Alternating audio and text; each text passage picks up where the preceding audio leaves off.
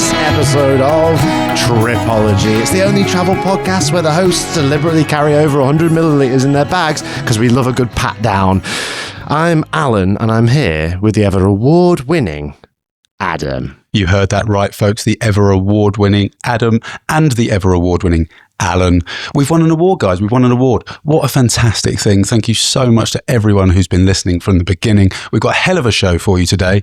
I am going to start off by telling you what I've been up to. Alun, I hope you've got an update for us as well. And then we're off to the Hostel Common Room where we have a message from a listener. And then, of course, we go over to Tales of a Trip at the end where we hear another voice message from one of you guys. Yes, we're the winners. The aforementioned award is the Independent Podcast Award. We won the Travel and Adventure category.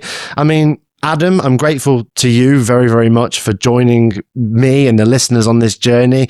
And I'm grateful ever so much to the listeners themselves for just making it possible. It really just wouldn't have happened if it wasn't for all of you. Yeah, it's been incredible, really, hasn't it? The recognition, the spike in activity since winning the award. Instagram's gone off the chain.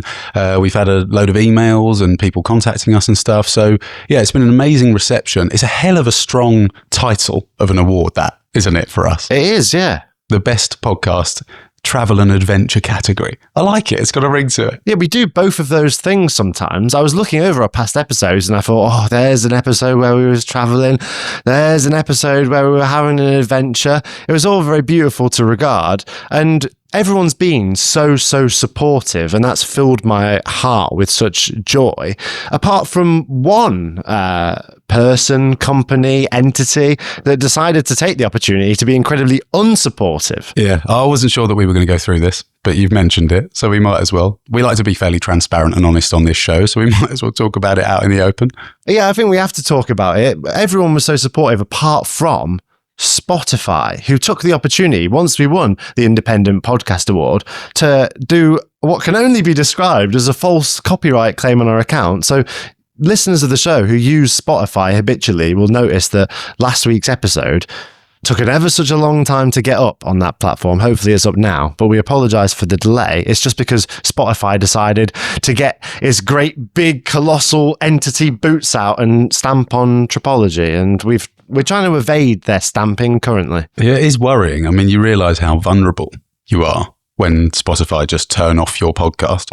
And you know, my sister texted me last week and she said, oh, why haven't you released an episode this week? Little did she know that there's been this whole thing between us and Spotify and then the band that we obviously contacted to use the music. And it's the biggest kick not the biggest kick in the teeth, obviously, but it is such a sore point. I feel like I've been winded because we love that song so much and we're so proud of the theme music, and it forms such a massive part of, I guess, the identity of the show. And for Spotify to have said, oh, we're going to delete your podcast in all of these regions around the world because you haven't got the rights to use that music. I just feel like, one, we do. Two, the band have said, we've got no idea what Spotify are talking about. And three, it's like, we're such huge fans of that band and went around doing it exactly the right way. And now, you know, like I said, you sort of realise how vulnerable you are when you're hosted on this platform and your podcast is out there and they've just gone, sorry, it doesn't meet. I think it was algorithmic, actually, probably, wasn't it? Thinking about it now, it wasn't anything other than that. It was one of those algorithmic bands. They don't have their own Vagabot over at Spotify, so their AI is a little bit less advanced. But all of that nonsense is to say that the music for the show, Tripology, our intro and outro music, is by a band called Elephant Stone. And throughout all this, they've been ever so supportive and wonderful and brilliant. And their music is great. If you love the Tripology theme tune, go on Instagram, go to Elephant Stone's page. There'll be a link in the description of this episode. And why not send them a little message saying thanks for supporting the guys at Tripology, because their music's awesome and they're a great bunch of guys. And just thank you from the bottom of the heart for all the support you've given us over the last couple of weeks. And indeed, all during our time as Tripology podcast, we've always had that music and we've always loved it very much. Adam, I am getting ready to leave Siargao. I'm leaving in just 6 days' time. I'm going to go and dive with some threshers, hopefully in Malapascua. So I'm sort of disassembling the shack. I'm sort of slowly putting things in boxes. I'm using all my leftover rice and all that jazz, and I'm trying to kind of get sorted. Yeah, well, we're all shedding a tear, mate. sort of broken it to the locals yet? Your landlord, landlady, I'm sure she knows that you're leaving. Are you seeing groups of people now? Are you trying to squeeze people in, go for dinners, go for one last surf, go and see all the jiu-jitsu people down at the gym? Yeah, certainly. If I'd made a lot of friends in Siargao, that is how I would be spending my time. In actual fact, have been going down to the beach and doing more of the old watching crabs whilst sat lying down on a beach adventure time. Because, I did a lot of jiu-jitsu and surfing in my time in Siargao, but I wasn't staying in hostels, so I wasn't particularly keyed into the backpacker scene. I've led a largely solitary business-like endeavor here, but I have been getting into quite a lot of mishaps because of, when your mind's elsewhere. My mind's been elsewhere the last week as I've been dealing with the International Podcasting Awards, colossal Swedish companies, and just the act of leaving. So you've not been concentrating on what you've been doing. You've been getting involved in mishaps. What sort of shape have they taken, mate? Because you don't strike me as a clumsy person. I mean, I'm proud to say I know you better than most people. You don't do that sort of stuff that often. Well, it'd be terrible if I did strike you as a clumsy person, because I could hit you anywhere. I'm so clumsy, my aim and accuracy would be ever so off. But yeah, what a clumsy strike from Spotify that was. Yeah. Oh, there's clumsy strikes heading all over the place. Some from Alun as he strikes out his co-host. Some from big Swedish companies as they arbitrarily strike independent podcast award winners. What can you do? Mate, something happened to me the other day. There was my favourite beach. I went to go and have a panini. And I will say, there is a small amount of joy that I get when I order a panini and go to the beach that doesn't stem from the panini itself or the beach itself. It's because I know that if you were there, you would be all frustrated and wound up tight like a pack of muffins over the fact that I was eating non-Filipino food in the Philippines. You're totally right. I'll be livid. I'll be furious. I'll be thinking, Alan, every single opportunity when you travel, every time you eat, let's say, every time you eat is an opportunity to eat something delicious from the local cuisine. Yeah. And you've gone for a panini. But just the reason why I think of things like this is because what are the chances of that panini being any good? I mean, what are the chances of a great panini coming from a tiny island in the Philippines? It's a pretty good panini, mate. I chose the one that's called the Italian panini. It's quite a nice little shock. Yeah, it's quite a nice little panini. And when you're living in a place, mate, I don't know if you know this, but sometimes when you're spending a long time immersing in the culture, sometimes you fancy some home comforts. So on this occasion, I wanted to get in touch with my Italian side and get a panini. And I took that little bastard down to the beach, and I was really looking forward to eating it and just relaxing, maybe listening to an audiobook and munching down this Italian bread. Yeah, it was Sideways Crab Beach, was it? Was that the same beach? It was the Philosopher's Sideways Crab Beach, the famous. Yeah, the hidden gem of Siargao, Sideways Crab Beach. Sometimes you'll see me there eating a variety of international cuisines. But on this occasion, the beach was entirely empty. And I would have given more breadth to the situation. There was one couple on the beach who were clearly enjoying themselves when I arrived. Oh, yeah. Oh, yeah, baby. And I thought... Tell us that in the Patreon section. Yeah, I'll tell you all about it. But what happened was the beach itself is very long, but the shaded area of the beach is a little bit more compressed down. So I had to sit closer than I would if the beach had more shade, but still respectfully distant from them. Okay. You were well aware of that. You were sort of encroaching on their personal space almost, were you? I was aware of it in the way that a socially awkward, perhaps autistic man might be of sitting next to some other people on a beach. Walking up to them backwards with your towel, just dragging it slowly along the sand. So I sat maybe 10 meters away from them, and I'm kind of set up shop, put Pashanka, my travel towel, down there, and I'm eating the panini, and they're looking at me a little bit more than you would expect someone to look at you if you were just living your life and both enjoying the beach on equal footing. They were looking at me quite a bit. I was like, bit annoying. What's the problem here? Side-eyeing them, all this sort of stuff. Yeah. It was only after about 5 to maybe to 10 minutes that I realised the reason they were looking at me was because I was still wearing, bolted to my head like a huge globe, my motorcycle helmet. Now, that's a more embarrassing thing than you might realize when it's like, I'm wearing a vest and shorts and I'm laid down on a beach towel wearing a motorcycle helmet as if I was afraid of my skull coming apart or something. Yeah, safety first. Certainly. Jesus. Are you sure that's the reason why they were looking at you? It wasn't because you weren't eating Filipino food? I was also naked, so it could have been that. Nice helmet. What? That's hilarious, mate. I can't believe it. There you go. How far away was your bike from where you were? I'd walked from home. Yeah, the strangest thing was I wouldn't even ride my bike that day. That is hilarious. No, the bike was just down the road. When you noticed, did it all sort of fall into place? You thought, what an idiot. Did you engage with them? Did you give them a little nod and go, oh yeah, sorry. Yeah, so this is just my panini eating helmet? No, I tried to take the helmet off without them noticing. And I was hoping the whole situation would just go away. I sort of slowly unbuckled the strap and took it off surreptitiously, put it to one side. It was a bit like that. Dear, oh dear. What do you think the reason was that for? Are you just completely sidetracked by all the crabs or... It's really unlike you, that. I'm stressed out, mate. I'm stressed out because I'm leaving the Philippines. I'm like putting everything together. It was just one of those brain dead mishaps and I need someone to help me and I'm hoping that person will be you by a way of a distraction. What have you prepared for us? Well, I think it's about time, mate, we get over into the next section of the show. We got Hostel Common Room. We've been contacted by one of you lovely listeners and it's a very, very interesting and helpful question indeed. Let's go there now. It's the Hostel Common Room. Hostel Common Room. How many countries you been to, mate?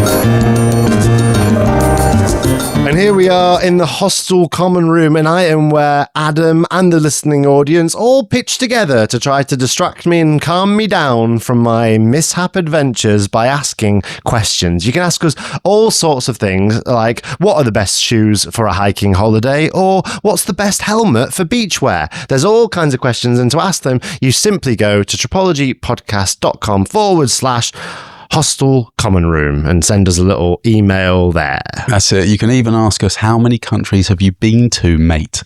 I was thinking actually, Alan, how many countries do you think you need to have been to before you get a tattoo of the map of the world?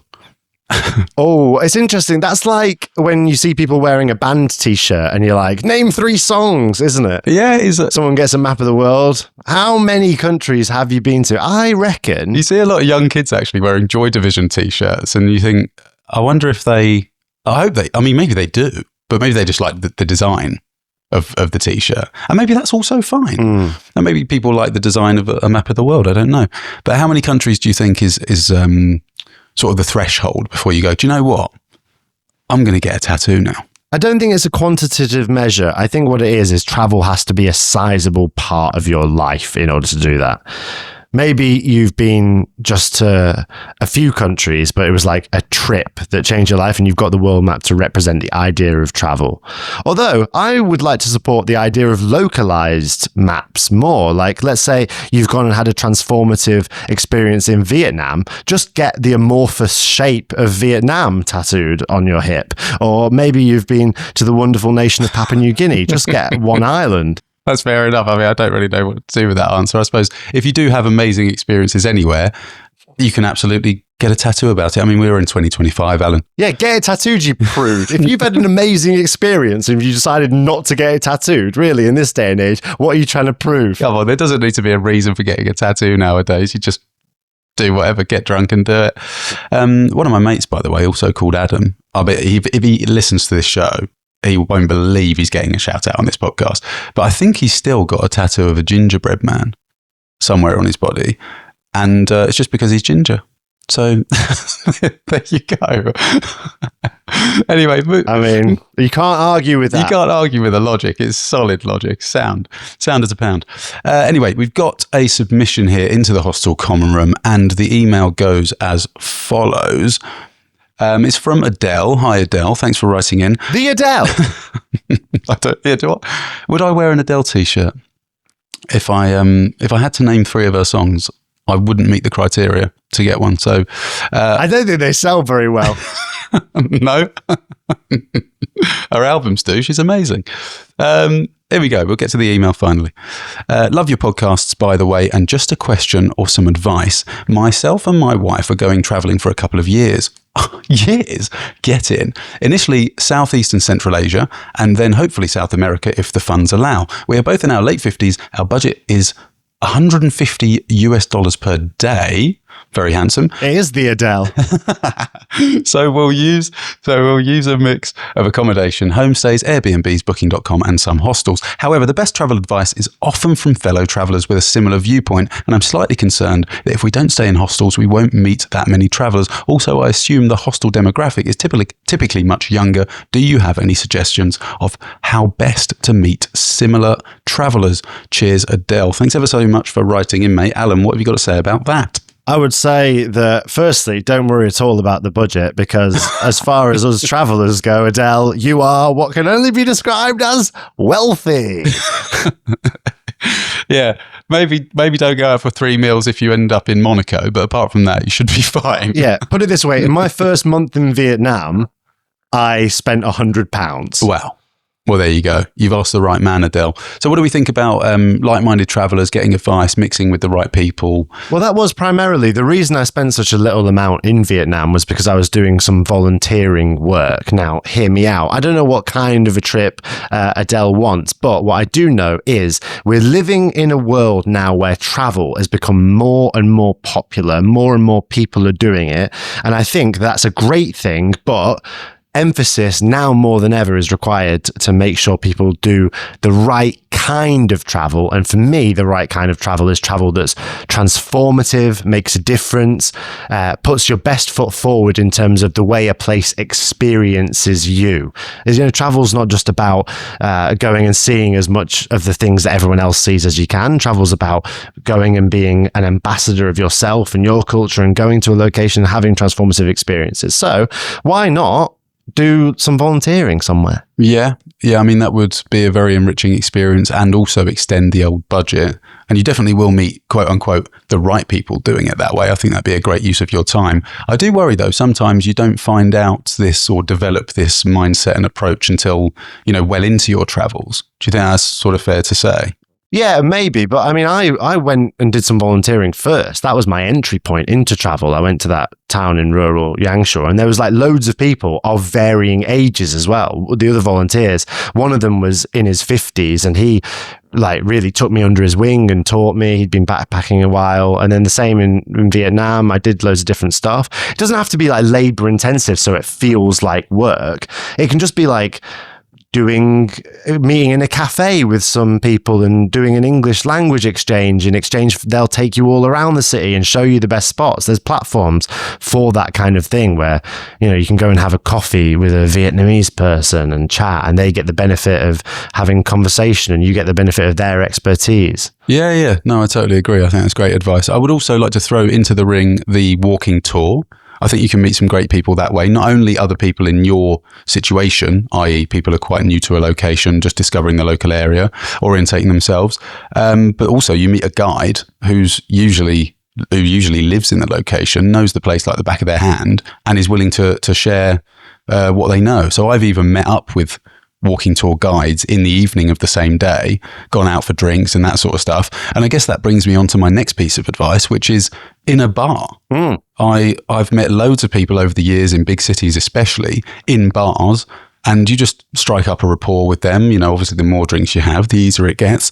And then before you know it, the following day or maybe at the weekend or whatever, you're out and about, you've joined a group and you're discovering the place with other people who are like-minded. And I would say, even though I know you've said, I think you said you're in your 50s, I'm not sure how much, when you've been on the road for a long time, I'm not sure how much age matters.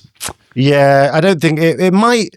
The only way in which it's significant, I think, is in how initially younger travelers might regard you, but that's more a factor of them than it is of you. Like, that's just because they've basically grown up, gone to university, and then they're in hostels where there's a bunch of other young people. So there's an initial like realization and learning process as they travel of like, oh, humans are just humans. I've just hung out with people my own age my whole life, but that's not how it's going to continue. Walking tours are great advice. That was all great advice. The only final note I would add to that is there are certain instances whilst you're traveling where you are going to have to do an activity that's in some way organized, and there's like a premium to do that privately. Let's say you're in Vietnam and you want to go to Halong Bay. I'm sure you could spend an inordinate amount of money on like a private tour, but ultimately just go with a group, like do a joiner tour, pay less, go to Halong Bay and be proactive in meeting the people there, talking.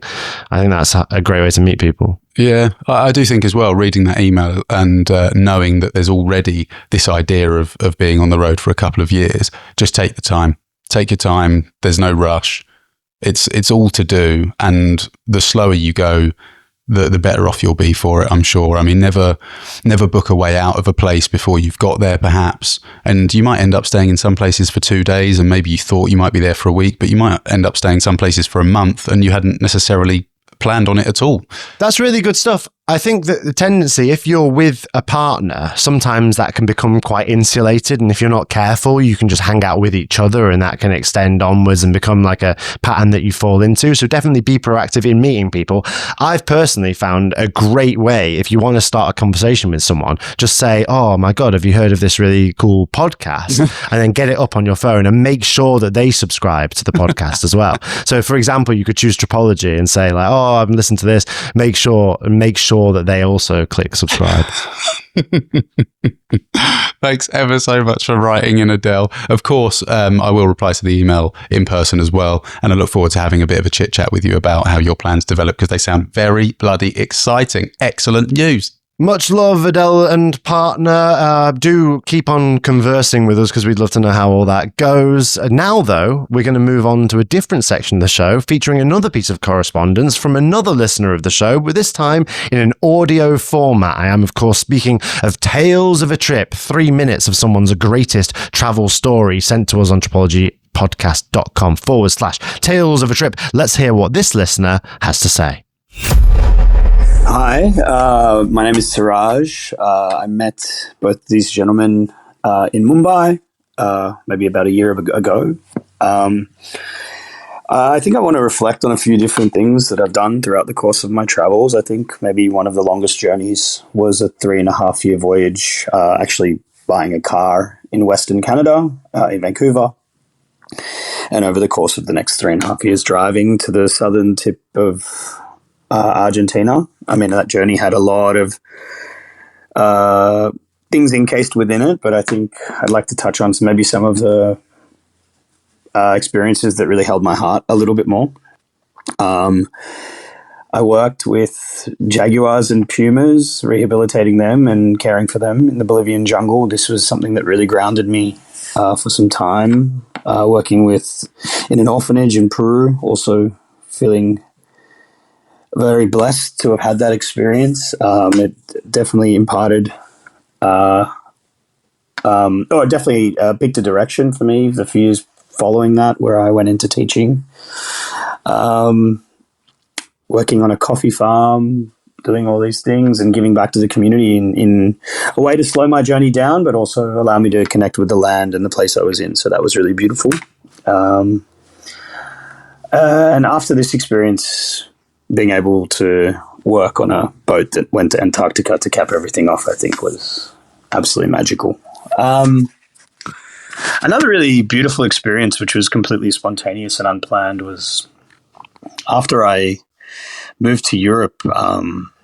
I made a very spontaneous decision to travel to Spain. I traveled to Spain and then into France to start the Camino de Santiago. I walked for about 1,000 kilometers over 31 days or so.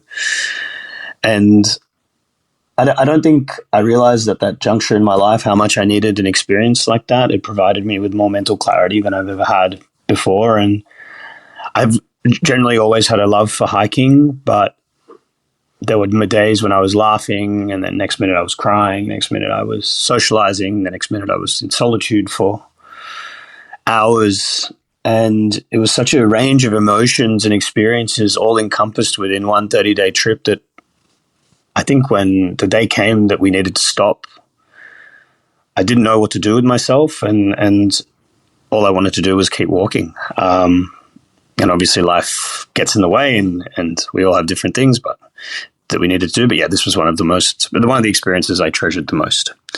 So thank you guys, and good luck for your future projects. Ciao. Thank you so much for sending that in. A person who, of course, we met when we were living in Mumbai. You don't have to know us in order to send in a Tales of a Trip, but the way the cookie's crumbling is that a lot of people we've met on our travels are sending stuff in, and we're incredibly appreciative of that. The person who sent that message in, Suraj, he struck me at the time, and again, listening to that, as such a beautiful, personable individual who, at the time I'd been traveling in India for a while, and you came and joined me. You're a bit fresher and going out. I was a bit kind of tired and bewildered, and there weren't so many people I connected with in that hostel in Mumbai, but Suraj was certainly one of them. So thank you so much for sending in that message. Yeah, I mean, I don't even know where to start. Suraj mentions he didn't want to stop walking at the end of the Camino, and I'm not sure I wanted his voice note to end either. I mean, it was, what he's the man, isn't he? He's done it all. Twice, it sounds like. Yeah, good storyteller. He's one of those people that I met traveling, and he's continued to hold some area of my mind. I think of him more often as a character that was of some importance than other people that you might just meet fleetingly. Oh, I totally agree. And I've got one story about him that I would love to talk about in the Patreon section after the show as well, because I think it sums up who he was as a character. I didn't know that he worked rehabilitating big cats in the Bolivian Amazon, a la myself. So that's really cool to know. I wonder if he'd already done that, presumably, by the time I'd met him. But no, must have. But I mean, I didn't realise that, because what happens when you travel and you live in hostels and stuff and you meet other people who are well travelled, usually this sort of stuff comes up in conversation. Yeah. But he left all that out. Oh, he's too busy running businesses. Fantastic entrepreneur, businessman. He's got a clothing brand now called Sunday Garments, which is fantastic. Check that out. I'll put the link in the description. Really, really exceptional stuff. And he's got his heart in the right place. But you're right, he's charismatic, and he's sort of, people gravitate towards him, don't they? He's like the guy at the table that every single person in the hostel seems to know. And the experiences themselves, they are right at the top, like once in a lifetime kind of stuff. And I do wish with all my heart that more people tried to do what he's done in terms of or some of the stuff that we've done, a point to point. Maybe you go somewhere, maybe you buy a vehicle, maybe you get on a bicycle, maybe you don't have an end date. But I wish that there was a culture within society. I wish it was normalized. I wish people were encouraged and pushed to just go in one direction and just see what happens. And the likelihood is you will probably be fine. The likelihood is you will come out the other end of it with some wild stories, having lived experiences beyond your wildest dreams, telling stories to people years down the line and inspiring them to do the same. It's just, I wish more people did it, and I wish more people knew they could do it, and I wish more people believed they could do it. Yeah, I'm so glad you said that, and it echoes something that I was just thinking when I was listening to that message from Suraj. Is we ask people to send in their greatest travel stories, and so often we get an amazing tale that has drama or romance or love, and it's beautiful. And why travel's so amazing is you can go and have an incredible experience. But when you listen to something like that, you realize that if you spend your life addressing the project of traveling as a mechanism to better yourself, better the world around you, do lots of volunteering things, challenge yourself, do these long walks, do these business ideas, all that stuff, all within the context of a life spent traveling. No longer is it about but the best time was when I walked the Camino, or the best time was when I rehabilitated that puma. It becomes the best time was travel. It gave me a sense of who I am in all these different ways. And the greatest travel story is the life that I'm currently living. And I think that was the overarching message of that tale of a trip. And thank you very much for sending it in. And I would love to hear other listeners who have spent a long time on the road, are thinking about spending a time on the road, have great ideas with what they want to do, just send in a 3-minute voice note so we can play it on the show, because they're all so much of value, and we want to hear from each and every one of you as we expand this beautiful travel community. Yeah, it's been an amazing episode, mate. I've really enjoyed talking to you. I've loved hearing from the people listening at home. I think now it's time we go off into the Patreon section, the Lost and Found. I'll see you there. Yeah, if you've enjoyed the show, if you think that we've taught you something, or you found it funny or beautiful, or you just like the camaraderie between me and Adam, there's all sorts more kinds of that over on patreon.com/Tripology podcast. For a very nominal fee, you not only are supporting the show and me and Adam as we continue to do this and live this life, but you're also entering into this community of travelers who will share ideas and talk to one another. It's a beautiful place over there. For just a couple of dollars, you get access to this section after the show where me and Adam just talk, and it's like intimate and relaxed and cool. So we hope to see you there over in the Lost and Found section. For now though, we'll see you all next week. Make sure you bring your helmet. We'll see you there. Bye-bye. Bye.